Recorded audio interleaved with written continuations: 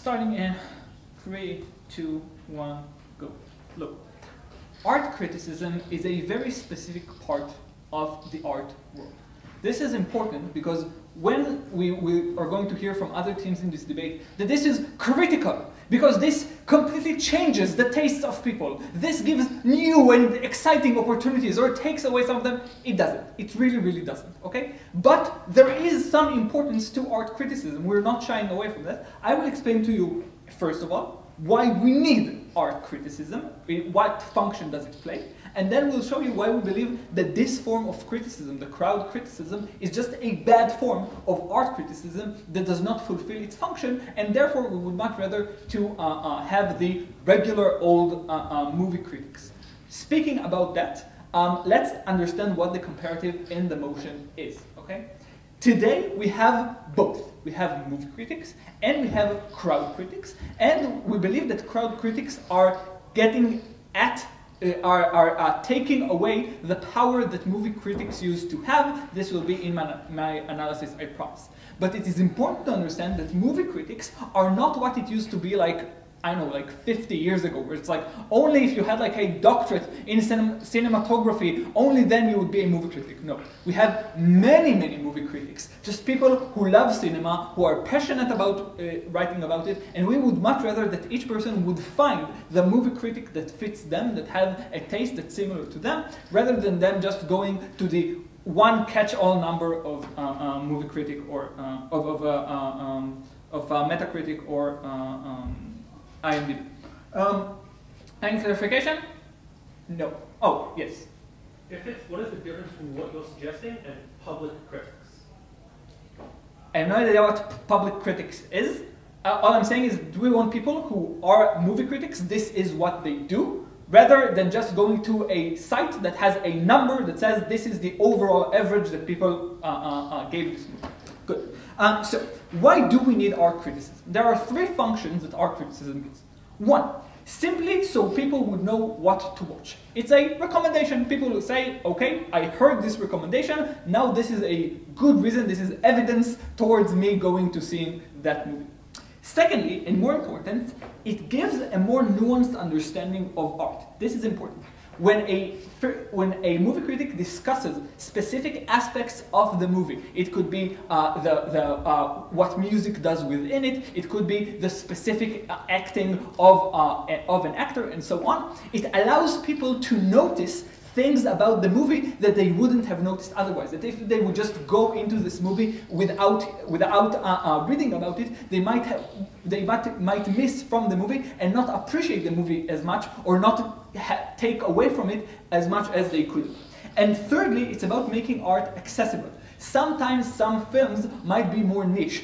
They might be in a foreign language. They might discuss a very specific topic, and many people wouldn't get accustomed to these films unless someone would talk to them about it beforehand and explain to them certain things about it that would make it more approachable. And those are things that you can have with movie critics. They give you all the three. You find a certain movie critic that you like, then you can know that whatever they recommend is something that you'd like to watch. You notice the thing that they are pointing at, and it makes certain types of movies that you wouldn't have seen otherwise more accessible to you. Please notice how this can only happen when you have the long form of criticism, right? You need in order to know what is the specific critic that have a taste like you need to understand what they think over critics. Please notice that you don't get it on IMDB, because this is just averaging a huge amount of people, and the average of people, be it on IMDB or on Metacritic, would just give you always, or on Rotten Tomatoes, would just always give you the same amount, because you are averaging a huge amount of people rather than just finding one person whose taste matches you. So that becomes even harder to find the things that you like. Moreover, please notice, those sites are just not very reliable. Anyone can have an account, and we know that in those sites you have bots, you have specific production companies with paid trolls pushing a specific movie and giving it more hype. We know that there is a lot of question about like the trends and the advertising that go into this movie, and all of those affect the score. So it's just not a very reliable score, even as something to recommend you. So the first function is gone. You don't really get a better you don't really get a better recommendation of what to watch compared to the alternative, which will be finding a movie critic that has about the same taste like you, that you like the way they write, and then going to whatever they recommend. No, we don't get the first function. What about the second function of having a more nuanced understanding of art? Obviously, you don't get that as well. Why? Because you just get a number. The number never says anything about the movie. You don't really, it doesn't hint towards a specific thing that you might be interested in or a different way to think about the movie. So obviously you don't get that. What does that mean? It means that the movies or TVs are simply a form of entertainment. You would only judge them in terms of how much you enjoy them, but not how much they made you think, how much they made you feel, what did you take away from this movie. Formula One, yes? If an art critic notices all these things in film that I don't, and those are his metrics for judging it, doesn't that mean he naturally has different taste than I have?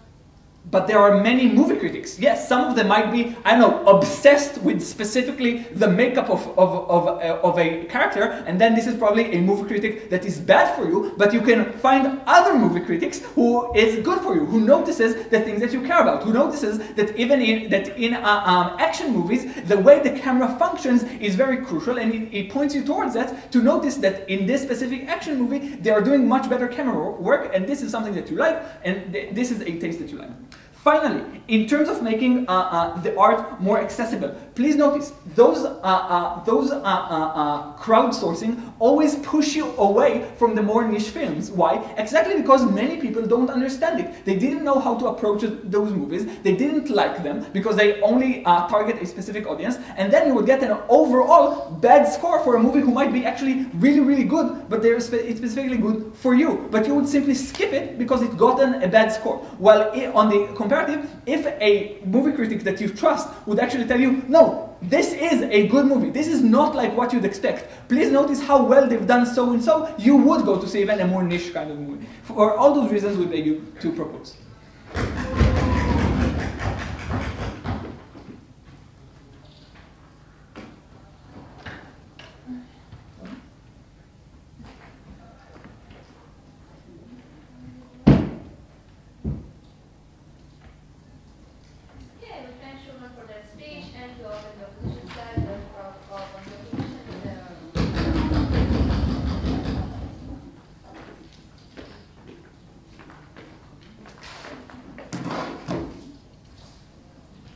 Stuff written down. Oh no, I just do. 1 sec. I think I signed out of my account somehow. Probably better if you can write down your speech during mine. So, no. We can do that as well together. Well, that didn't work out so well, so let's not. Okay, missed out on thing. I'm going to talk we'll begin in 3,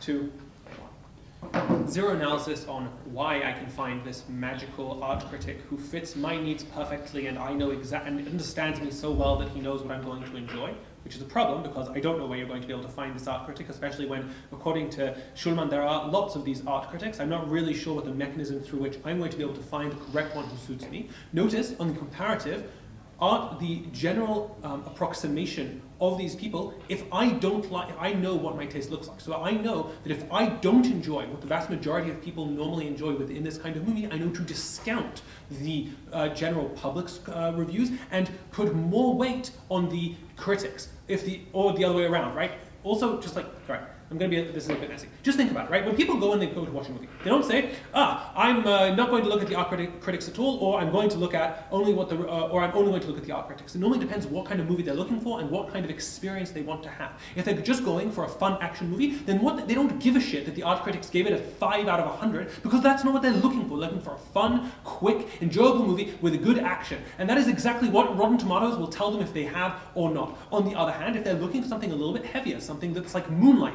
where you're going to understand something new about the world, where you're going to actually have to think about it, then they'll look at the critics score and they'll see that it has a 90 out of 10 or whatever, and they understand this is something they're going to get into, and it's going to have this cinematography that's written about in the short review that Rotten Tomatoes gives, and things like that. I think that people use both of these features, and so having both of them so that people can make actual informed decisions about these kinds of movies, and so that these movies get made in the first place. Because otherwise, the art critics have a stranglehold over what kind of movies it's worth making. I think that it's going to be better from our side.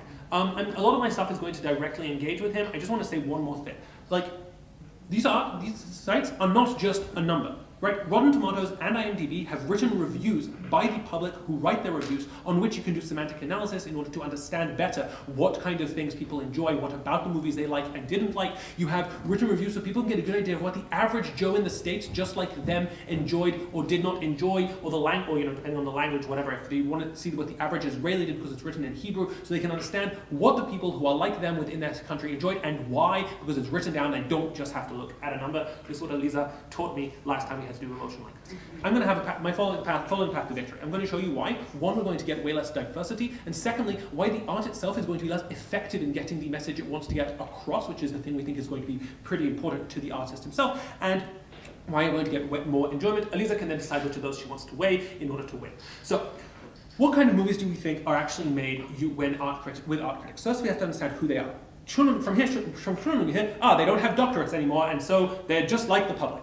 One, I think these people are probably relatively rich because they can take the chance of becoming an art critic, which nobody is going to pay them unless they know how to get published. Secondly, we think that they actually manage to get published, which probably in the first place, which in such a cutthroat industry probably means they have some kind of in. They know somebody within this industry, they have ties to Hollywood, they know people like that. The vast majority of people don't start a blog, become incredibly successful because they have such insightful things to say about movies. The vast majority of blogs never get off the ground because nobody ever sees them, because nobody knows how to drive traffic to them, because they're not actually written that well at first, and you don't know what the average Joe actually enjoys. So it's probably that in general, a lot of these people are going to come from the rich backgrounds. Thirdly, I also just think that within these places, these people obviously watch lots of movies. They've obviously got a very strong theoretical background in what these movies are in order to provide the kind of criticism that Schulman is talking about. So they probably have either a degree, even if it's not a doctorate, or they have some kind of deep understanding of this is the kind of cinematography that is meaningful in this sense, and this is the kind of writing that is like this allusion for what Nolan normally does in his other movies, and look at the difference between that and his other movies until now. Otherwise, he's not an art critic. He's not doing anything different. He doesn't have anything smart to say about the art. So, what this means, what are these artists likely looking for? One, they're likely looking for specialized knowledge of cinema. They're looking for the allusions to the other movies. They're looking for the complex metaphors that is something new in order to be able to criticize the movie on. Secondly, it's probably not obvious. Part of the enjoyment for a critic, I'll take you soon, part of the enjoyment for a critic is learning something new. It's seeing something different from what they've seen until now. If it's just a rehash, that's literally one of the reasons to not rate it highly. Thirdly, it's challenging conventional norms of movies, and it's something that you haven't seen in that sense. What are they not going to like? We think they're not going to like things that they find difficult to identify with, kinds of metaphors that just don't make sense to them. They're not going to identify with the kind of language that they don't speak, that they don't see. Not in the sense of they don't speak that language, but in the sense of the story that is being told doesn't sit with their views of the world and how they see it. They're not going to be as able to internalize motifs that are different from motifs that they've seen in other kinds of cinema and other places throughout their life. What does this mean in practice? A, less diversity. Why? Students from minority backgrounds just likely don't know how to appeal to the kinds of codes that these relatively rich middle-class people come from. Secondly, oftentimes these stories just don't seem believable, so it's difficult for the art critic to actually become a part of it and actually get driven down and actually go with the flow and lose the sense of lose your outside self that actually allows you to flow with the movie. Thirdly, they don't understand the ways that these people think about the art, right? If you think about Moonlight, which it has almost nothing to do with the average black man's experience, or The Before, which is about how soldiers in Lebanon experienced the Lebanese war, then these actual people were like, what the fuck is this artist talking about? This is nothing like what our experience of this war was like. This is nothing like how we viewed it, because the people who were making it didn't actually know anything about it, and if they'd have tried to, they wouldn't have been able to get past the art critics, even though these things were incredibly acclaimed. This means that the kinds of movies that, and then I'm going to explain the opposite, but before that I'll take a POI. Critics come in all shapes and sizes. Some critics will specialize into kind of every popular niche in movies aimed at every audience. Not all will be like elitist, snobby art critics. Right. So I think just the vast majority of them are going to be elite and snobby. It's going to be very difficult for the average person to find the not rich and snobby ones. Secondly, because you need more than one critic to review a movie, because nobody says, oh, one critic reviewed the movie, I'm just going to trust that guy blindly in general, especially when you aggregate multiple criticisms for things like the Oscars or stuff like that. And so you need to get multiple critics to actually like your movie. Otherwise, you're not going to be able to get high enough ratings to win anything, to win any festivals, to go and get Oscars, to get any kinds of prizes, and you need those prizes in order to make more money and in order to get the kind of people to see, like the good name, like the name, publicity, so people actually be able to see these movies. So I think that it doesn't matter if you have one or two of those, you need a critical mass of those, and that you're not going to get. Now, what does this mean? What are we likely to get from the public? So one, I think that I'll be able, using the data, to understand many different kinds of aspects of what the public actually wants, which means we are able to make movies that people actually enjoy and like. Secondly, we know that the public only has a basic knowledge of movies, and we need to appeal to common themes. What does this mean in practice in terms of making art more effective? One, it is packaged in ways that the average Joe actually understands. No more complex metaphors where the guy sees it and basically just goes all over his head, and then the entire point behind the art doesn't count. Note, this is even if the guy wants to make art that the average Joe will understand, he can't today, because he can't when it's only art critics, because the art critics won't let him get away with it and will give him a low rating, and then they won't make another movie. Secondly, you should have more public discussion about this art so we hear more about it, because there's more place for these people to speak their mind. We beg you to oppose.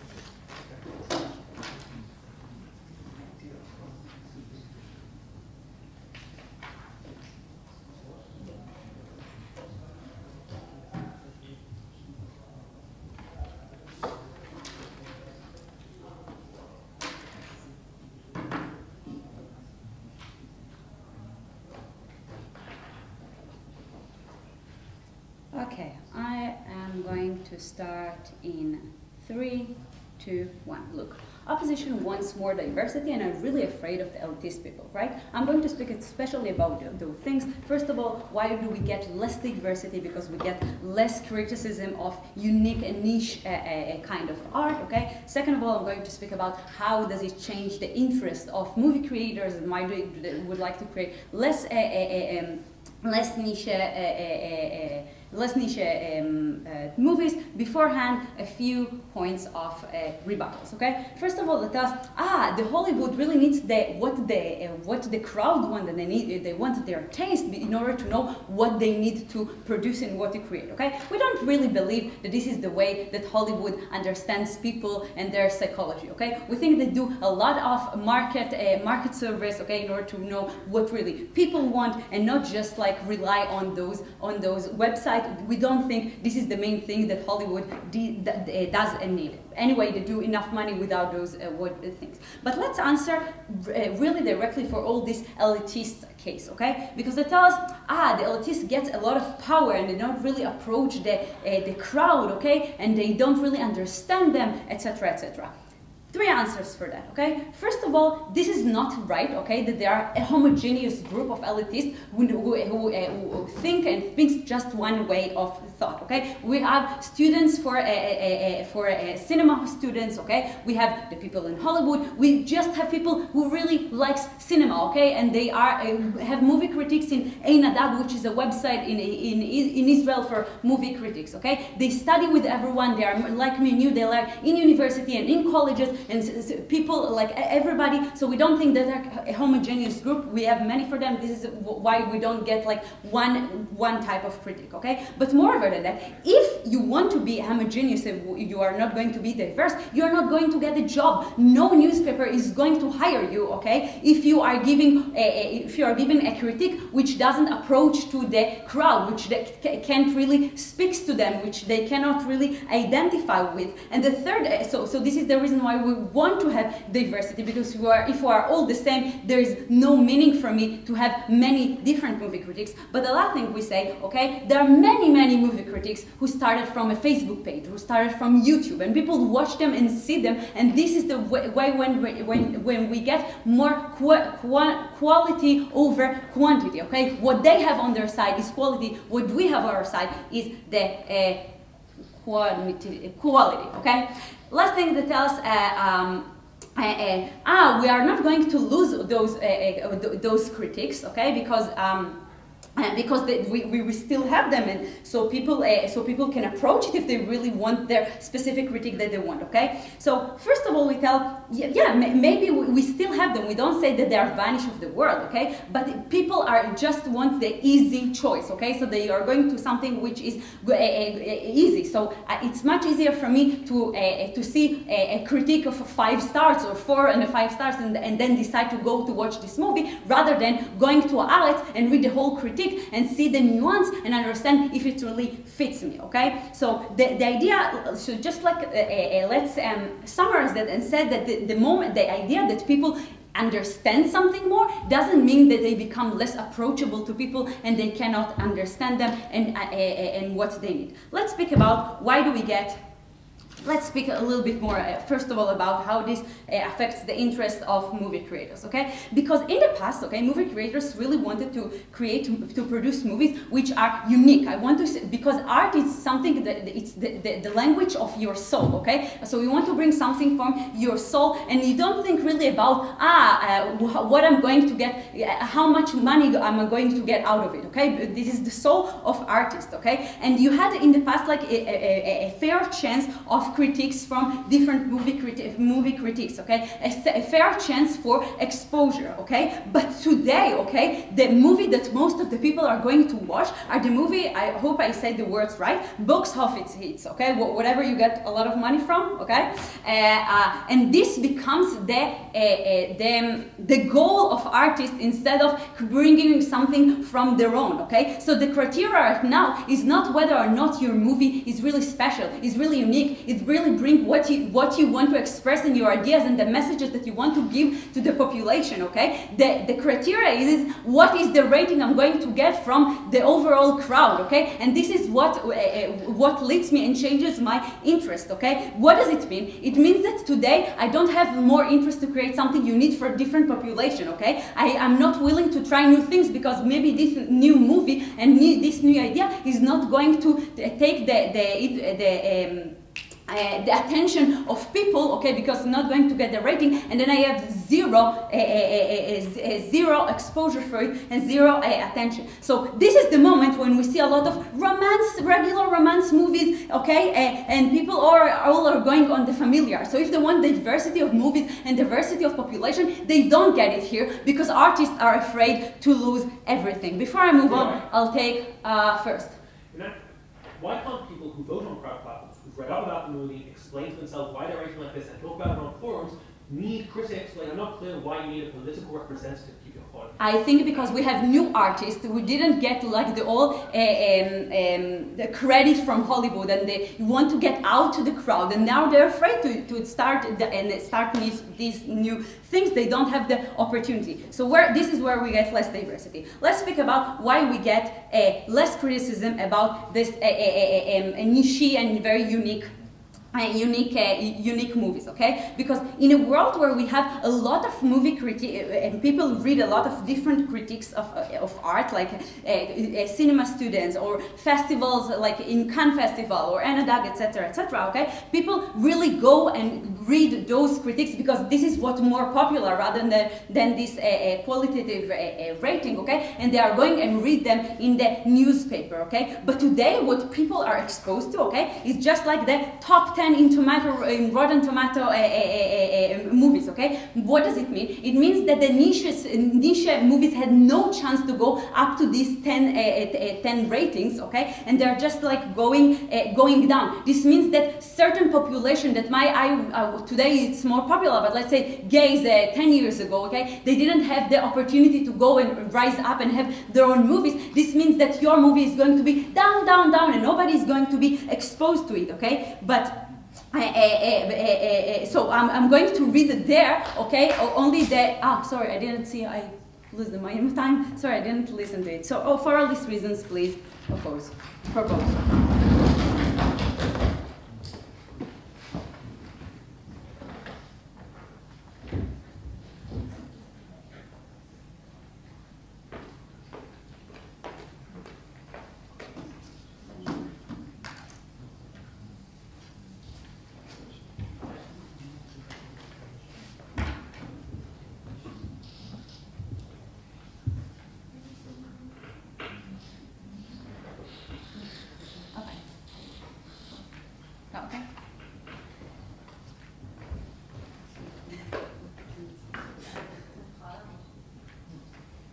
Karen, we didn't write your rebuttal, do all the things until the last second.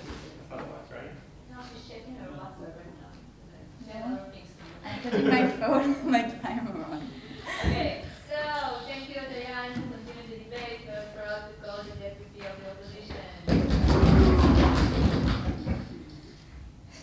We think that aggregated movie critiques and the critiques that our governments are talking about can exist side by side because they serve different purposes. We're going to explain why we think that they are actually a good representation of things, why we think that this is a tool that we can use both to get better movies made and to get them out across in a much better way and to understand what people actually think about the movies, and we just don't understand why we want them completely gone from the world. Cool. Before that, a tiny bit of extraneous rebuttal, and then like most of the case will also be rebuttal, so like this is separate. About this, the last thing that I said about there being no niche movies. So one, let's just point out the feature that IMDb has of here are the top 10 horror movies, here are the top 10 action movies, here are the top 10 romance movies, here are the top 10, weirdy art movies for the people who only like watching weirdy art movies. So in that way, you do have like the different things, and you can go to your niche and you can go and figure out what exactly you want and think, apart from that, if these movies are not getting made because nobody wants to watch them, and we don't really know why we especially care about some weird movie that only some people want to watch get made. Cool, let's go into our points. One, we're going to talk about why, mostly a rebuttal case, but also just why we think that both of these ratings are important and why we think specifically aggregated ratings give us something good. And secondly, we're going to go a bit more into the diversity thing, explain why that's so important. So, okay. So so the first point of this thing is that we think it's critical to understand that the long articles of critique that government are talking about and the short A, numbers, and B, just short reviews of people writing maybe a paragraph of what they think, or a line of what they think, and stuff like that, they serve two completely different purposes, right?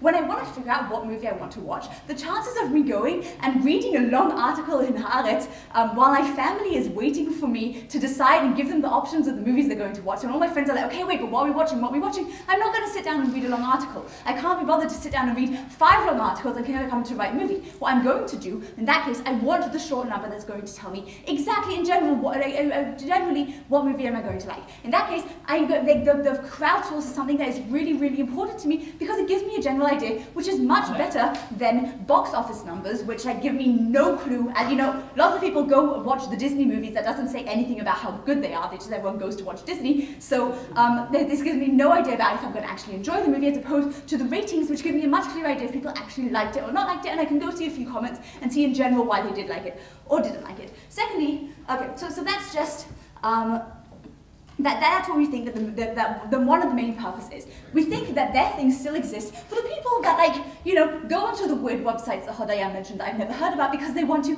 understand the movie and think about it afterwards and read and go into depth. And those people still want to do that on our side as well, because these aren't the lazy people. The lazy people are never going to read these articles anyway, and the not lazy people still have these articles to go to. So we just don't understand why we can't have both and why we don't need both, because they both serve different purposes, right? about the big number of critics that governments both seem to think that exist that are very diverse and things. So we think that if they talked about how it's important and you have people that this is the most thing that they do, but we just think that if you're actually making a job from there are very few people that can actually make a job from this and be the ones that they focus and watch movies and their job is to be a movie critique, which means that you get a very small amount of people who are doing this anyway. It's very easy to get lost at the internet. What we get on our side is that you get a platform where it brings the voices of other people in because you have everyone going to the same big platform that everyone knows. You don't need to bring in traffic, you don't need to bring in things, and that's where you get to see lots of different voices. Basically, what you do end up on their side is that the critics that do end up being, people who are already in the industry, who are voices that people consider movie critics, which most people close their eyes and imagine do tend to be white males because that's what we're used to from the future, from the past and stuff like that. And we think that that's the case. Why do we think that these scores are actually reliable? So they talked a bit about bots, but we think that when there's so many people, when talking about millions of people who watch the movie, then we think that bots just end up playing a very small part of it. Plus you can have bots, pro the movie and against the movie and stuff like that. So we think that in general they do end up thank you. They do end up evening each other out, and you do end up getting and then also very often you get to see what people actually think about it because you have these comments where people can write, I really like this movie except for the fact that ABC. Or, I really like the fact that this happened or that this didn't happen. And then you can understand a lot better what lots of people in general think about the thing and not just what one person, how they express the movie saw. When you have to go and read a few things because you can read small comments. Why do we actually care that? So we think that reliable reviews are good because you get to actually understand, people get to understand what people like and don't like about movies. This is important. We think that this is important because it does influence in a big way how movies are actually getting made. Why this is true? One, because we just think it does it a lot more than box offices because you get a lot more information, right? The market research that Hodaya mentions is so much better when you get to go and actually see a list of what a lot of people wrote rather than having to pinpoint people and assume that you've got an action with Yamir or however you say that. We think that you get to actually see the people, you get to also see the stars, but also the score, and look and see if generally people liked it, and then you also get to see what people actually thought about it and moved again. We're talking about people who don't usually have a platform. We're talking about individuals who, don't spend all their time, more like the average Joe who actually goes and sees movies and is actually more likely to have a shared opinion with everyone else, because they can just, have an account, go on, sign up. We also just think, by the way, that one of the reasons why it's accurate is because these websites, they go over it, right? They get rid of bots. IMDB doesn't want bots on its website to make sure that they catches them out. Before I continue, closing?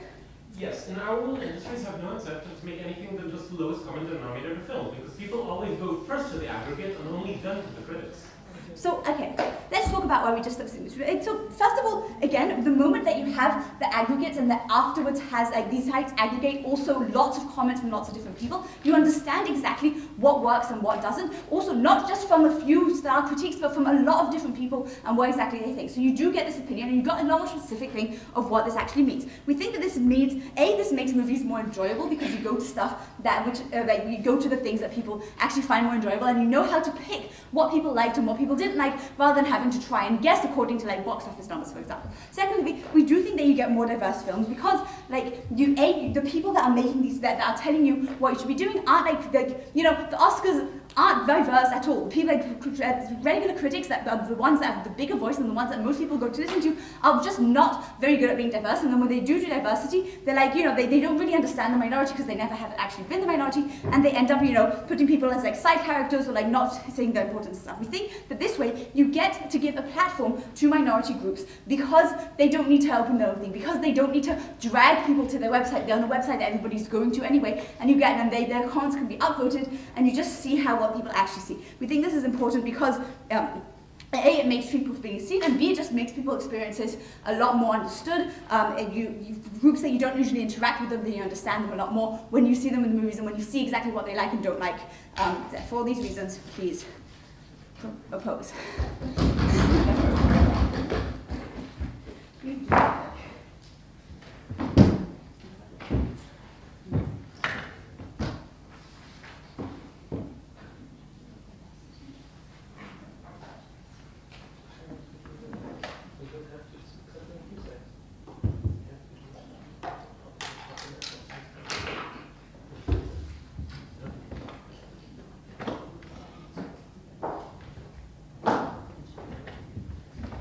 אני לא יודע מה עשינו על בתים, לקרוא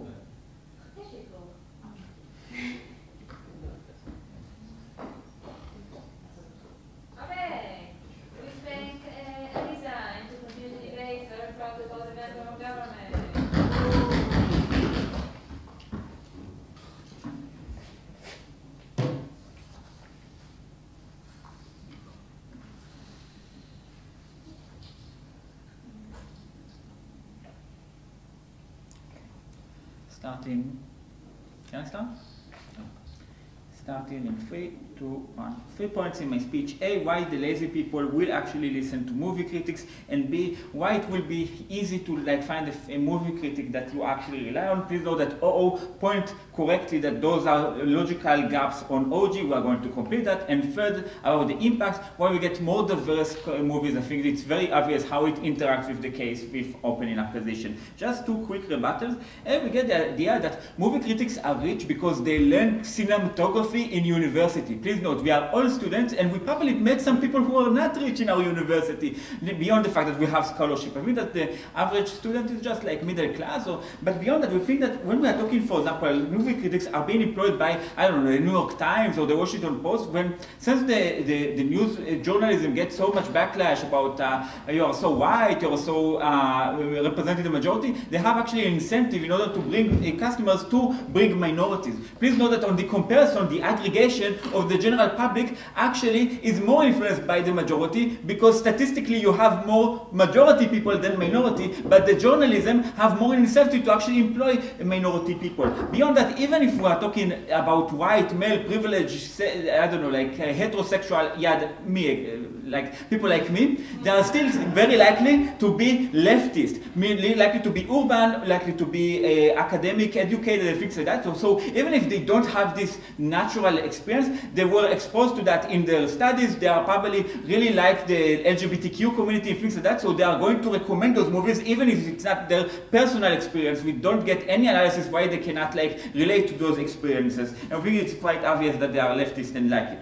So let's talk about why people will actually listen. Because I think that open opposition say, oh, people are lazy. Why they are going to read 2,000 words about how the cinematography in that particular film or that soundtrack? We think that what is likely to happen, just imagine you in your pajamas in front of the Netflix and you don't know what you want. Obviously, if you know specifically that you want to see a specific movie, you will watch it. But we think that in often case, you just want a movie because you have 2 hours to spare before you go to sleep on your bed on Netflix, or you just have some friends in the cinema and you don't have it, you need to buy tickets or something that you don't know how. We think that on our side of the house, you probably won't read all the words, but you will look for the bottom line. Every critic have bottom line, etc. Saying, oh, I like this movie. This movie is for people who like, I don't know, movies about the Western, the American West or something like that. Or this movie is for people who want to cry, I don't know.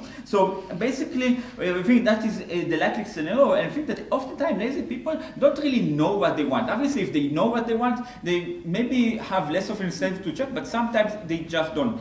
So how do you actually know how to pick the critic? We think that it's a one-time investment. Every person in this room probably watched, I don't know, hundreds or thousands of movies in your life. You have an incentive because you know that, oh, oftentimes I want to watch a movie, but now I don't have aggregation. This is not retrospective, but just opposes. So now we're deleting that, but you still have those movies that you watch, and you know that you want an easy mechanism to decide. So you probably checking, it's a one-time investment just to check online which critics just like the movies that you like. So if they liked in the past all the movies that you like and disliked all the movies that you disliked, and then you know that after searching on the web and find some those critics, for next time you want, you just type the name of the movie, the name of your favorite movie critic, and that's how you know that this movie critic is good. Please note that it's not a perfect mechanism, but it's much better than a mechanism that says, oh, what the other people on aggregation likes, then you might like. That might, statistically, it might be true sometimes, but here it's much more personalized mechanism. You need one-time investment. Because people are lazy, they don't do that under status quo because they have good enough mechanism. But when we make them do that, they actually do that. Let's talk about more diversity. Maybe it's a weird structure, but I think that I already gave you some analysis why we get more minorities or more leftists that like minorities movies on our side rather than the aggregation of the general public that most of them are majority people. But beyond that, let's just look how it looks like. We think that the general public look for the lowest denominator, just movies that don't upset anybody. For example, I don't know, like Iron Man have a lot of CGI and popcorn movies, everybody, there's nothing not to like about it. But if, for example, you have a movie about LGBTQ, so we think that it will be controversial. All the people that are homophobic or are racist against like movies like Moonlight are going to type against that. We think that under status quo, the aggregator say 98% of the people liked it. It's already it's very likely to happen in the case of Iron Man. It's not very likely to get in the case of minorities or black people or whatever like that. So we think that, why is that, so why, whether on our side, we think that A, as I explained before, we have minorities, B, we have leftists, and C, we think that most people probably have like some diversion from the general opinion, so they might like some movies about minorities, and we think that when critic is more like likely to like it, we get more of that. Before I move on, yes, I will take closing. Oh. Cuban immigrants to America are Republicans because they're fleeing socialism, so they're not the kind of minorities that leftists like.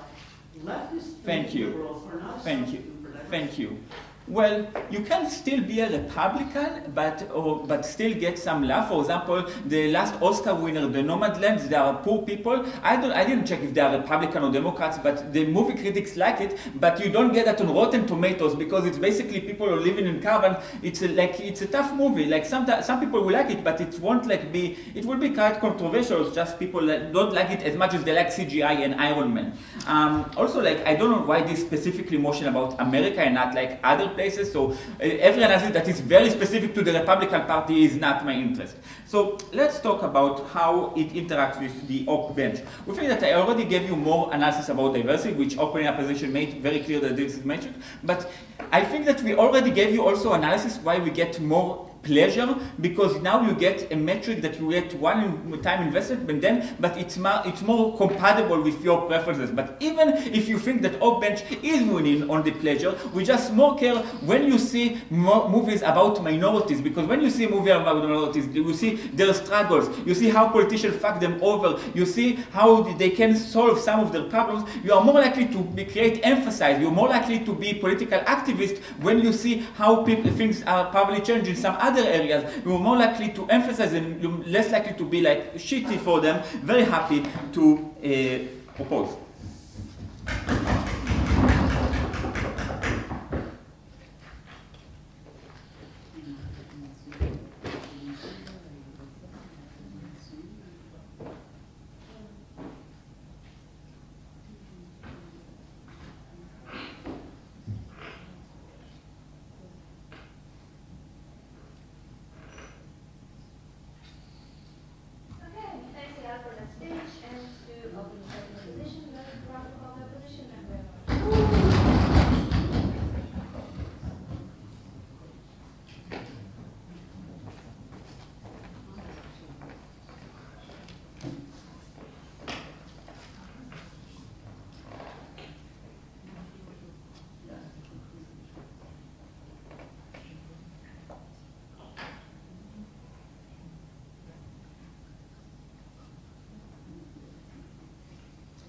Starting my speech in 3, 2, 1. Panel, I think a lot of this debate just vastly overstates how many people actually look at this. Like, when have you last actually checked out a movie before you go? Like, I know I rarely do this. I rarely actually look at either a food critic, or even the general reviews for a restaurant before I go there. It's just this place is nice. This movie is kind of what people in my friend group are watching right now. We think, honestly, most people in everyday life don't really do this. I think this somewhat marginalizes how important this is. We think comparatively it is a lot more likely that people in the industry look at this. That critics look at audience reviews to see which movie they maybe should be reviewing, what is up and coming, etc. And that movie companies use this as an indication of what they should be making. But also B, this serves as a marginalization of this weird gulf point of like, you're just going to find your perfect critic and research this person, because I think at the point at which most people are probably too lazy to like even Google the movie much, I'm not going to like go out and find my perfect critic. I don't have a perfect critic in any area of life. I don't understand why like movies are now the one thing where I care so much, because most of the time, honestly, when people want to see a movie, it's just about spending time with their friends like for 2 hours on an evening, like in a random time, or like going on a movie date and it's just like, what is on at the time where we want to go, and then like what's the genre we want to see. We don't think most people go much further than that. So yeah, like we think most people don't have the time or interest for this. We think the like important thing is that actually like who reviews this and what this data like tells the world about how people actually enjoy this. We think it is important that like especially people review this at the point at which they really had like strong feelings after seeing the movie, when they saw it and they really enjoyed it. If I just found it mediocre and it's another Marvel movie, I probably don't have the interest to like go online, write a review, or even leave some stars. But if I really loved it or if I really hated it, I do it. We think it's especially important if people really loved it. I'm gonna like impact this on like two groups where I think there's like some stuff that like Opening Opposition didn't analyze as much as the impact probably deserved. The first one is like minorities being able to be heard, and the second one, like how this changes the incentives of what is gonna be produced. So, how minorities are like going to be heard. We think like Opening Opposition is right that they are more likely to be heard, but I don't think they really explain why minorities being a minority are actually gonna have such a strong voice, right?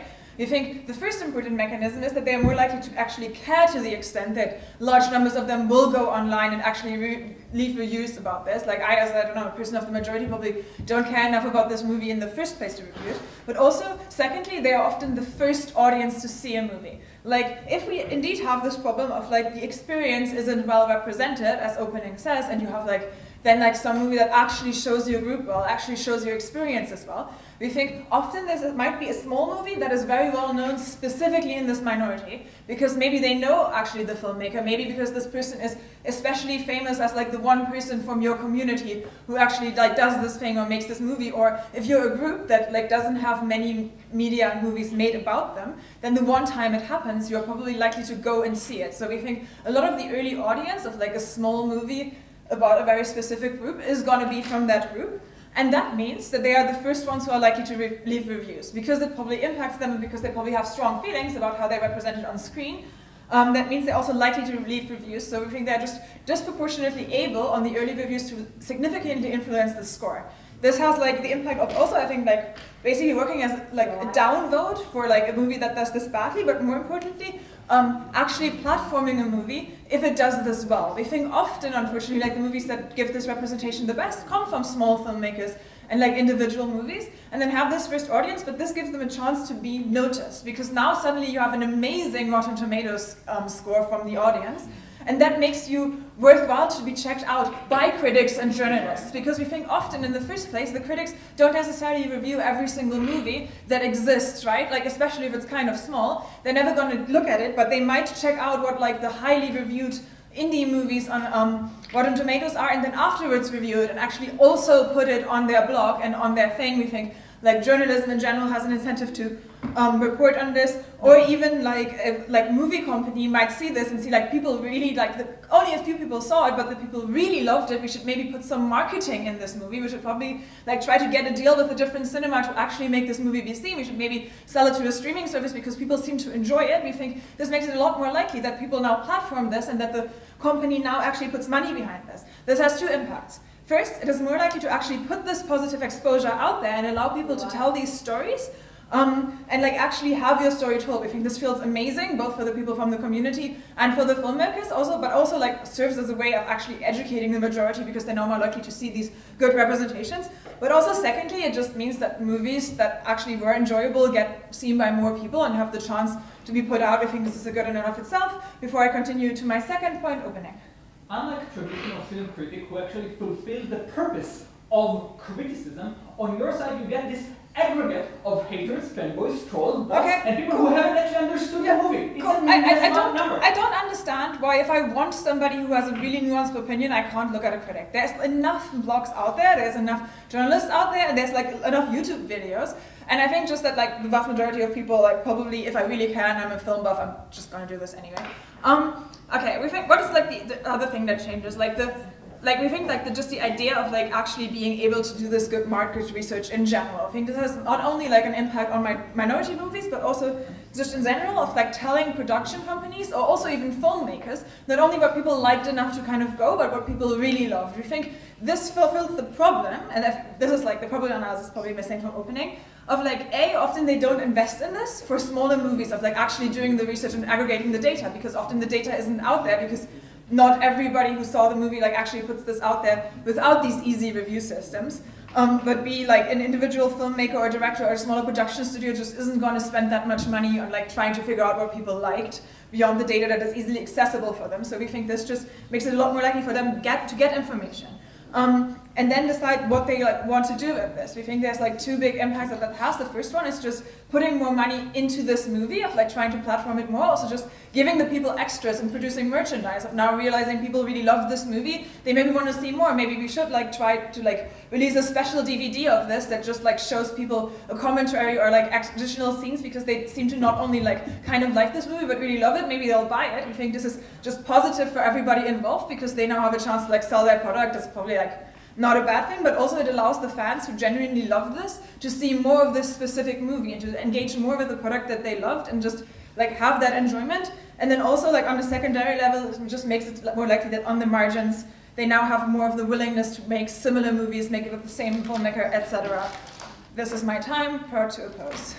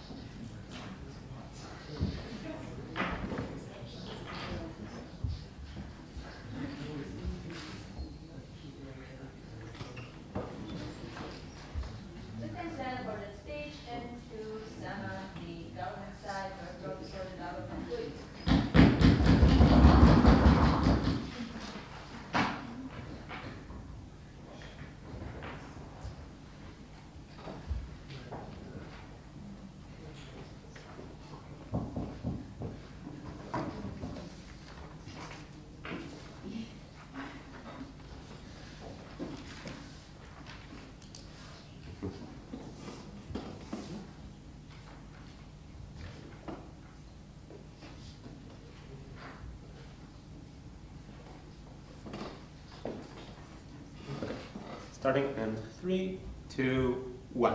Okay, so since this is an art debate after all, and CO already did a very good job of trying to mitigate the entire debate, we do see very little impact in general, but we can kind of put those into two clashes. The first clash is one where people watch movies that basically fit them better, and where people get movies that like are more personalized to them. And second of all, where like better messages are going to the general populace, which includes things like diversity, which includes things like minorities, and all the good things that both oppositions really want. Before getting to analyzing the debate through those two clashes, I have several points of rebuttals to the opposition. So first of all, two oppositions that they say that yeah, people already know what they want. If they want to see a good action movie, they're going to go to the aggregate. If they want to see an artsy movie, they'll go to the critic. And we say that people don't really know what they want to see. If like we prefer them to first go to the critic in any case, because if they don't know what they want to watch, they'll always go first to the aggregate. They'll look at the even if it's the top 10 romance movies or the top 10 action movies or the top 10 something that they want, they'll only see still something without nuance, something that like the majority has approved, and they will never see those specific nuances. So we want them to always go to the critics first, even if they do want an action movie or if they don't know what they want. Second of all, about the kind of nightmare hellscape that OO are describing, that they want industries to produce movies with less nuance, with less complex metaphors, so that the layperson can understand them. The thing is that most movies that have nuance and most movies that have complex messages, it's not like extreme artsy messages that only film students can understand. Like a metaphor can be complex, while the average intelligent person can still be able to understand it. And we want the people to see movies where the average intelligent person can understand the metaphor. Therefore, like the entire situation that they are describing that they get, which is like industries more dumbing down movies, industries making more general movies, is just something that we don't want to happen. So last about comments, like people don't really read the comments, and even if they do, like have you ever been to IMDB? Like the top comments in IMDB are basically like liked it, lol, or terrible movie. Like they have zero nuance in themselves. Okay, now on to closing. So about aggregation. So closing basically say that minorities will get more people watching their movies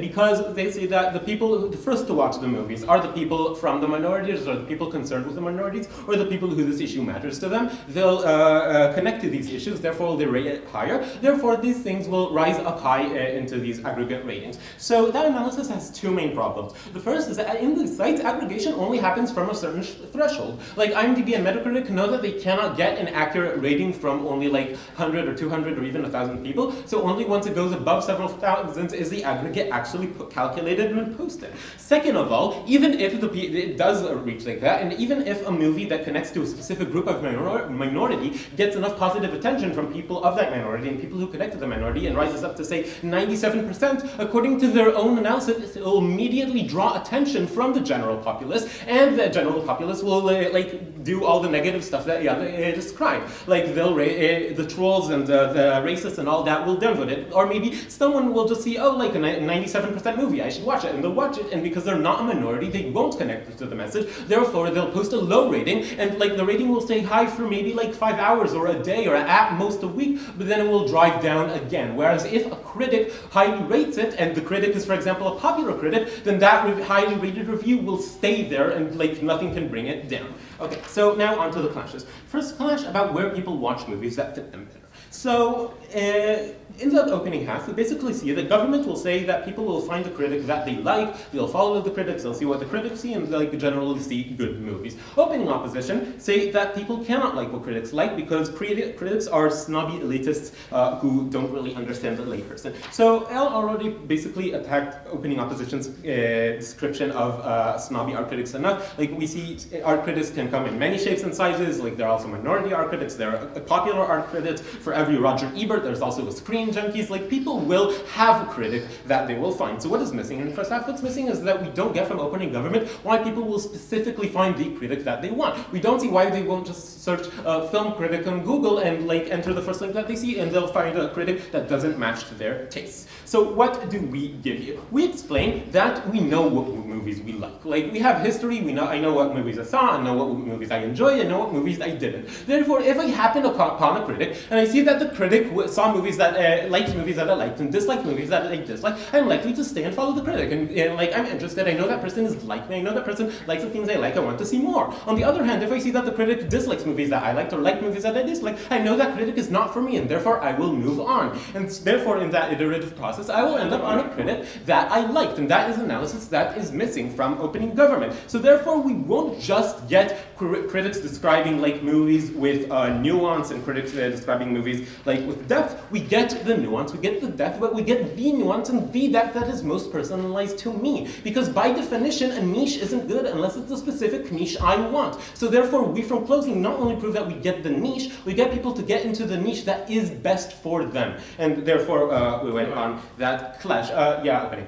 Art's only important is getting the message across. We show why, regardless of what message you want to transfer, they actually receive that message far more often on our side when we have that feedback and target their background. Okay, that's just weird. Like, I'll address that case from both things. That like where movie studios need those aggregates to understand what the population wants. These movie studios pour like millions of dollars into focus groups and into market research. They don't need like a crowdsourced Metacritic if they can just fund their own Metacritic, like, which is better for them for specific research. Like, that just case doesn't hold up. Okay, so now on to messages and the importance of messages. So there's kind of a consensus from both oppositions that we want minority messages. We want people to be exposed to both minority views and views that don't reflect theirs, and like it's a consensus that that's the purpose of art. So first of all, okay, so already gave multiple amounts of rebuttal to why their case doesn't hold up, but we explain why basically if art is nuanced, if an art doesn't cater to everyone, if art caters only to some people, then by definition these aggregate sites will just not be the top. Like maybe even some people like them, maybe if a lot of people outside the minority will like them, it won't get like the vast majority of people that like them, like the vast majority of people kind of like Marvel movies. And therefore these things will always stay under the Marvel movies in the aggregate, whereas if critics like them, then the people who found that critic, the people who said, I like this critic, will see these movies, and therefore these messages will spread. Okay, so therefore people see movies that are better fit to them, and these messages are better spread, and we are glad to propose. Thank you.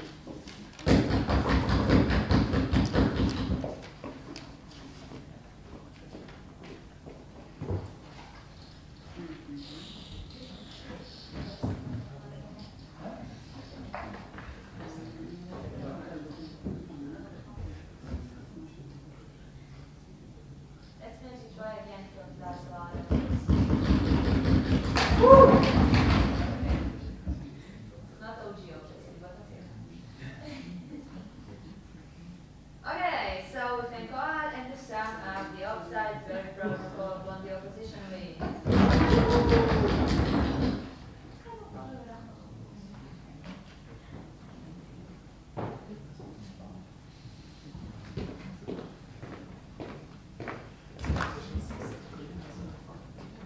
Am I standing in the right place? It's a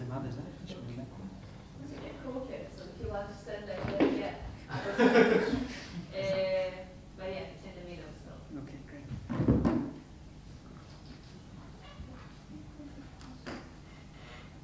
Two main clashes in this debate. Number one, where do people enjoy film more? And number two, where do we get, what types of films get made and seen, and how is that influenced here? Obviously, the second is a lot more important. We'll talk to you about the first briefly and why it doesn't actually change given this debate. But before that, a little bit of rebuttal, mostly to what we heard from CG. The rest will be integrated, but a couple of outside points. So, firstly, we think when they tell us that aggregation requires a threshold, and they try to attack us there and say, well, then maybe the general population will criticize it, we think that the point is we need to push these movies to get to the threshold and get there highly. We don't think the threshold is that high because they have just about every movie there. We think people need to see this movie. What happens when people see the movie is that it gets the widespread exposure. Now, it's true, if everyone else then sees it and hates it, that's not the kind of movie we're pushing for, right? We think these are movies which are genuinely quality, and if enough people are exposed to them, people will appreciate their message, and that is exactly the movie we want to spread, so we don't mind if some of them turn out to be bad and people don't see them. We agree that that is also a good mechanism for weeding out just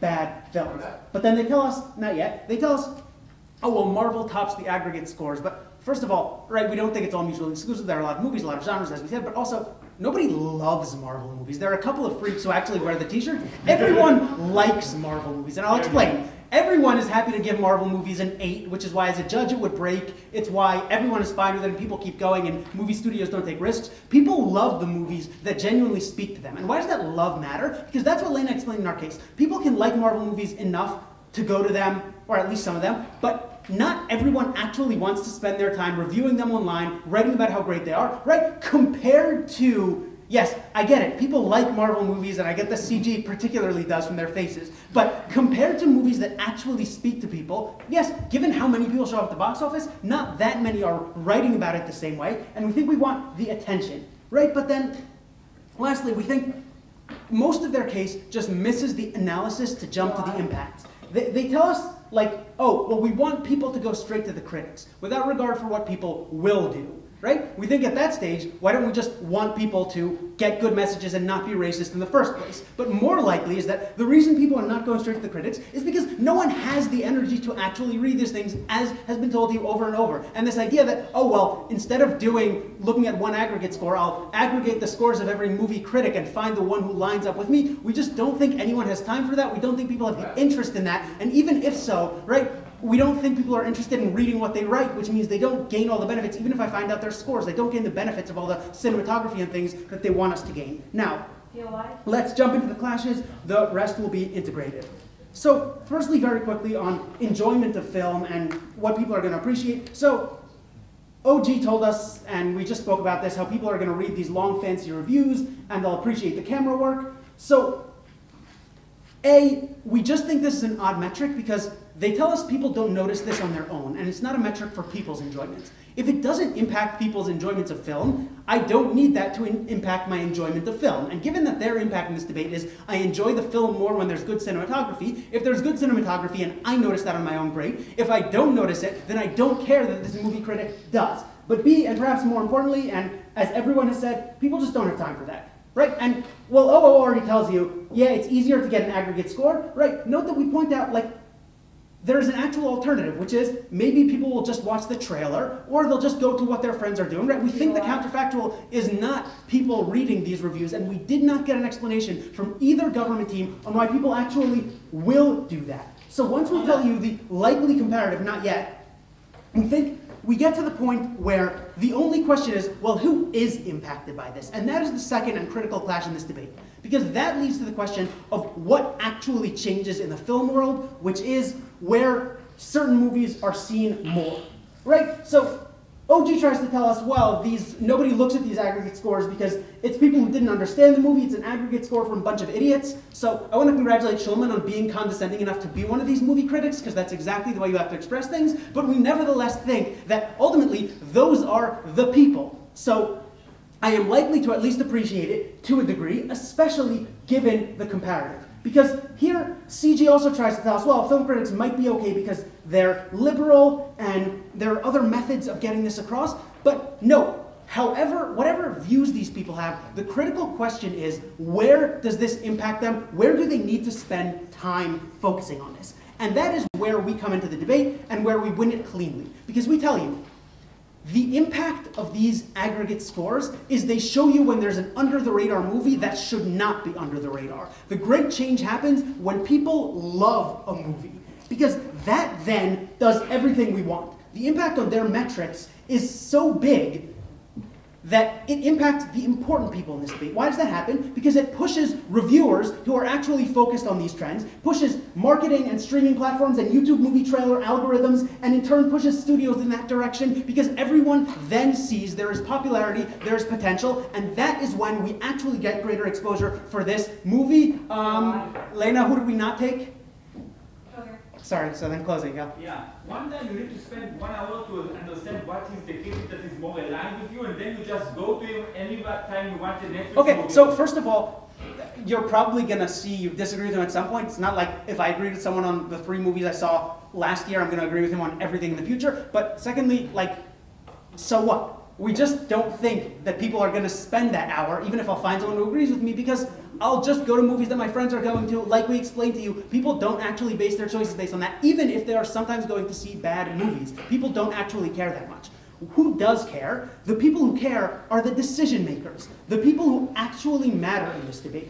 These are the people who actually push for diversity, because diverse groups or people who see an interesting under-the-radar movie but love it, right? This is where we get movies that people love because they have a unique message that are otherwise not seen into the mainstream. Now note, OO said there's more diversity because, well, there are more people reviewing, so that's naturally more diverse. But we actually mechanize why that manifests itself, as opposed to, oh, well, there are people on both sides who love or hate movies, right? The people who see them at the beginning, critically, are the ones about whom the movies are made, or the people who feel strongly about it. And the people who go in to review these movies are the people who feel strongly. When there's a disproportionate number of reviews because everyone who saw a movie was touched and felt something, that pushes the entire thing forward. The studio makes more of that. The studio pushes it to get into a streaming platform. They get a better deal. YouTube's algorithm pushes the trailer. That's when your friends are going to that movie anyway. That's when you passively receive that you should go to that movie. That's where we get more diversity and better movies. Therefore, we call on you to oppose.